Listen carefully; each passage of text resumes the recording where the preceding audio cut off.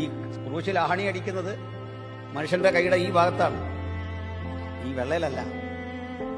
ആണി ചുമ്മാ അടിക്കല്ല.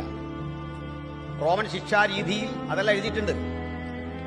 ക്രൂശിലേറ്റാൻ നിയോഗിക്കപ്പെടുന്ന ആളിന്റെ ശരീരം ഞരമ്പുകെട്ടുകൾ പരിശോധിച്ച ശേഷം അപ്പോത്തിക്കരി എന്നറിയപ്പെടുന്ന വൈദ്യൻ ഒരു കറുത്ത മഷിക്ക് അടയാളപ്പെടുത്തും. ചതുര വടിവുള്ള അണിയാണ്, അഗ്രം മുനയുള്ളതാണ്, മറ്റേ അഗ്രത്തില് ഉരുണ്ടിരിക്കുന്ന ഒരു ഗോളമാണ്. ഇത് കുത്തിയിറക്കുക, വെറുതെ കുത്തിയിറക്കല്ല.